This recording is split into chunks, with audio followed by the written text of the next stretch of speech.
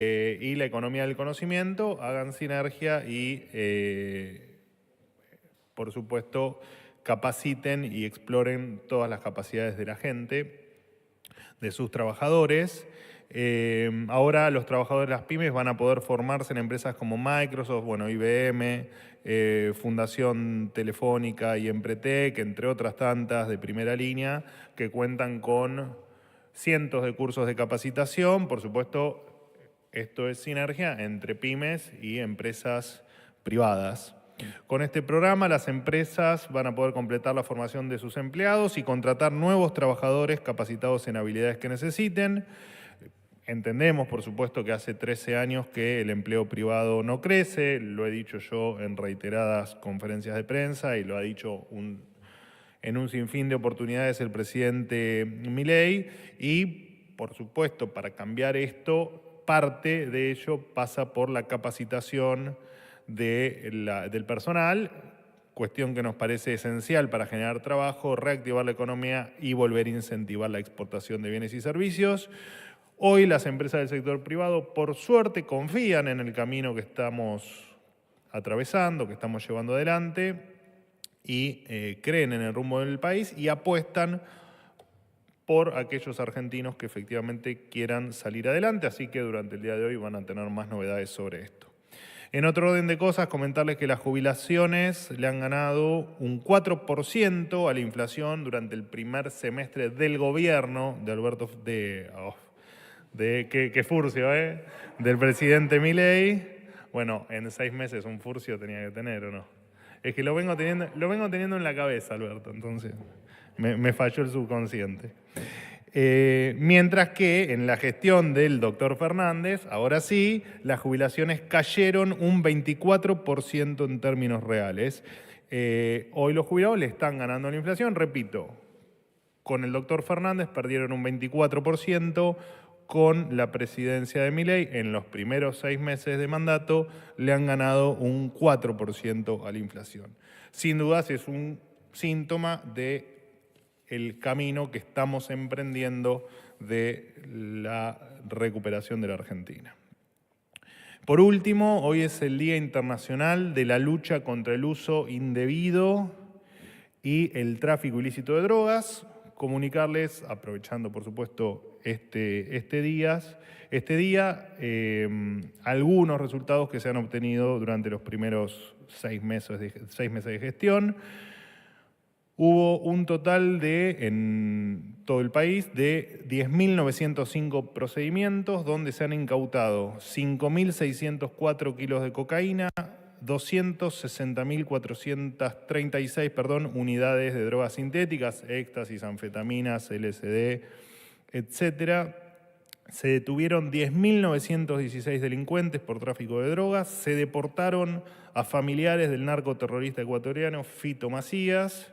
Se detuvieron 11 miembros de la banda del jefe narco peruano Marco Estrada González.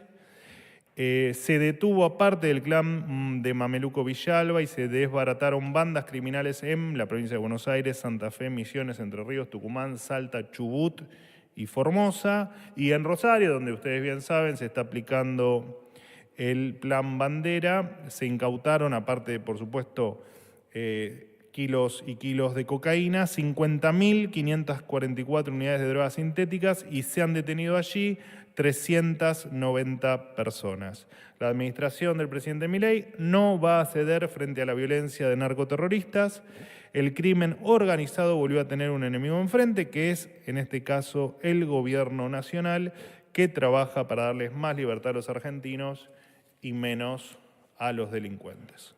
Bueno, ahora sí los escucho atentamente. Espero no tener más furcios, ¿no? Manuel, buen día. Hernán Mundo de Radio Nacional. Vinculado con lo que decías en la introducción, en el primer tramo, ayer se conocieron las cifras de desempleo a nivel país, marcan una suba. En el caso del Gran Buenos Aires ya próxima a los 2 dígitos y la consulta tiene que ver con en cuánto puede impactar sobre el nivel de desempleo lo que ayer señaló en un evento en donde el gobierno recibió críticas, el evento de la Cámara de la Construcción, El propio secretario de Obras Públicas dijo que del total de obras de infraestructura que estaban en ejecución tras el cambio de mandato, solo se va a continuar con fondos nacionales en un 15% del total de estas obras. La pregunta es, ¿en cuánto puede impactar en que el desempleo crezca, teniendo en cuenta que la obra pública y en todo caso también la construcción es un sector que siempre dinamiza, que genera actividad? Y enlazado con esto, ¿cómo recibieron, más allá de que hubo una respuesta por parte del ministro de Economía, tanto los discursos del propio Gustavo Weiss, presidente de la Cámara de la Construcción, que habló de parálisis en el sector, y también del propio Daniel Funes de Rioja, presidente de la Unión Industrial, que es un empresario que tiene diálogo con el gobierno, que dijo que él no ve brotes verdes y que hay ansiedad en el sector empresario? Gracias. Bueno, brotes verdes, no sé quién habló de brotes verdes. En algún momento el presidente, como yo, nos hemos referido a algunas luces que nos indican que el punto más bajo de cómo todo lo que venimos corrigiendo afectó a la actividad ya había ocurrido y que en tal caso esperábamos que a partir de aquí se empiece a dar la recuperación en todos los demás sectores. La cifra de desempleo, digamos, por supuesto que es una mala noticia, digo, no hay mucho que uno pueda aclarar o ampliar en ese aspecto. Lo cierto es que la gran tragedia, acá hay, dentro de las múltiples tragedias que hay en la Argentina, una es la que te nombré precisamente en la primera parte de mi introducción, que son esta más de una década donde no se crea empleo privado. Además de que no se crea empleo privado, la informalidad es brutal, digamos, Weiss es consciente de ello también, siendo titular de la Cámara de la Construcción, y además los salarios son salarios miserables, ¿no?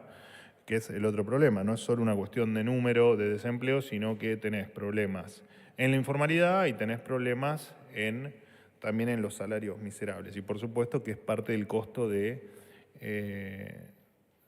lo que nos han dejado, ¿no? Y de esta Argentina que ni siquiera por el gobierno anterior, sino por las últimas décadas de populismo en Argentina, bueno, han despedazado al trabajador.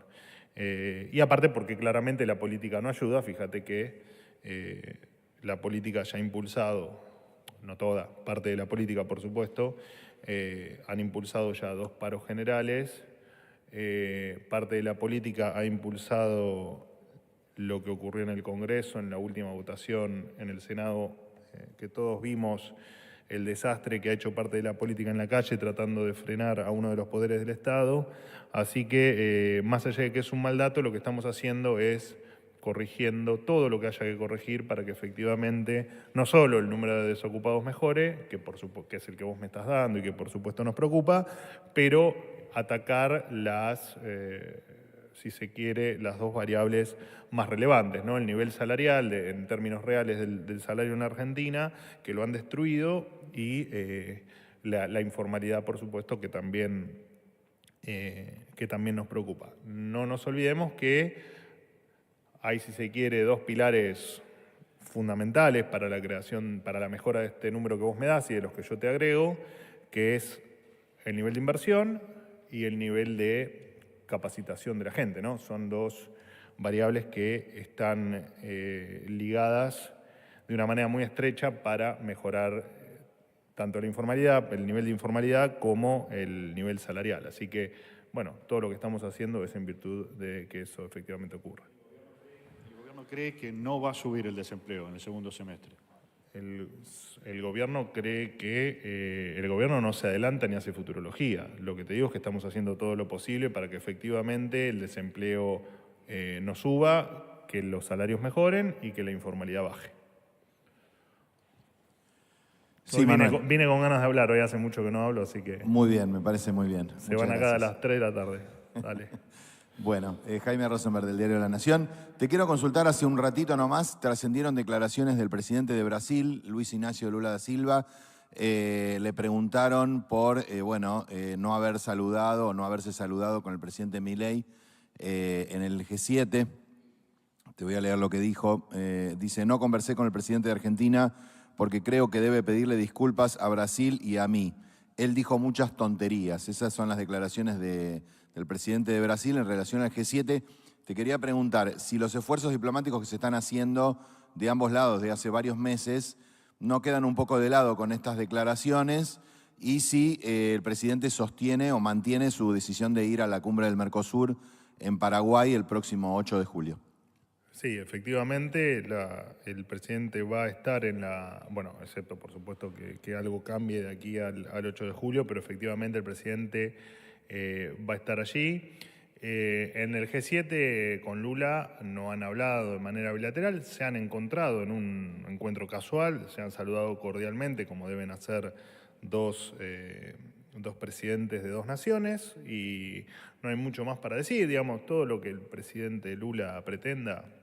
Bueno, está bien, está dentro de sus deseos y se lo respetamos, pero nosotros no hemos cometido ninguno, o el presidente en tal caso no ha cometido nada de lo que tenga que arrepentirse, al menos por ahora. ¿Qué tal, vocero? ¿Cómo está? Sofía. Sofía Rojas. ¿Cómo andás? para... ¿Bien? Bien. ¿Y usted cómo está? Yo muy bien, bárbaro. Me alegra. Sofía Rojas para la Agencia de Noticias Argentinas. Quisiera consultarle si el gobierno, en base a las investigaciones, cree que Loan Peña, el menor que está desaparecido en la provincia de Corrientes, está en la Argentina o si barajan la hipótesis de que haya sido trasladado a Paraguay. Y en la misma línea, teniendo en cuenta que una de las hipótesis de su desaparición está vinculado a la trata, quisiera consultarle cómo se explica la decisión del gobierno de haber recortado en más de un 50% el presupuesto de programas destinados, entre otras cosas, a combatir a las redes de trata y si este recorte no pudo haber facilitado este tipo de delitos. Gracias. Bueno, en primer lugar, todo recorte que se hace en la administración pública es de cuestiones que no afectan al desenvolvimiento de las tareas. Por lo tanto, el recorte presupuestario no tiene nada, absolutamente nada que ver con la lucha contra la trata de personas. Nosotros de la investigación no vamos a hacer ninguna declaración precisamente porque no queremos entorpecer la investigación, consternados, por supuesto, por la situación. Yo tengo un nene de una edad similar a la de Loan, así que más afectado aún, digamos, por lo que uno ve, por lo que uno imagina, por lo que uno simplemente siente cuando todos los días se actualiza el caso. Dejemos que la justicia avance, que las fuerzas de seguridad hagan lo suyo y que terminemos con esto y encontremos a Loan lo antes posible, ¿no? Perdón, no, le repregunto, no terminé Sí. de entender cómo no afecta si se cierran programas destinados específicamente a la búsqueda y al combate de las redes de trata. ¿Cómo se reemplazaría en todo caso? Bueno, en todo caso, con lo que te quedó del presupuesto, se va a seguir teniendo la misma efectividad que se tenía con el doble de presupuesto, que es lo que pasa en el resto de la administración pública, en muchos programas que claramente o se han dejado de financiar porque no tenían o porque había funciones superpuestas, o porque las provincias pasan a hacerse cargo de ese presupuesto y no necesariamente porque ese programa desaparezca, así que lo deja tal vez de financiar, y en otros casos porque efectivamente la función o la tarea vos me nombrás la trata, pero a mí se me vienen miles de programas a la cabeza, no van a dejar ninguno de... Vos imaginate que sería una locura dejar de combatir y de batallar la trata de personas, ¿no? Ni hablar cuando estamos hablando de niños. ¿Qué tal, Manuel? Juan Pablo Peralta para Concepto Litoral y Fénix Buenos Aires. Quería el tema del dólar. Bueno, el blue que ha subido en las últimas horas, 1.365. Ya en la anterior administración se decía es un mercado chico, no mueve el amperímetro. Bueno, en parte vos habías dicho algo parecido, pero ahora el ministro de Economía dijo que esto es culpa en parte de los devaluadores seriales. Quisiera saber a quién se refería o qué lectura hace Javier Milei, ustedes al respecto. ¿Y qué va a pasar con el tema del dólar blend para los exportadores? Si se va a prorrogar o no, si tienen esa información ya o todavía hay que decidirla, porque no hay ninguna resolución del Banco Central. Bueno, en principio, a tu última pregunta, entiendo que el ministro Caputo ha dicho que eso todavía se mantenía, que cuando haya alguna decisión en contrario, por supuesto, se la vamos a comunicar. Con respecto a lo del dólar blue, vos sabés que el otro día estuve viendo tus encuentros aquí en esta sala con Cerruti, peleándose por ese tema, muy divertido, dicho sea de paso, debo reconocértelo.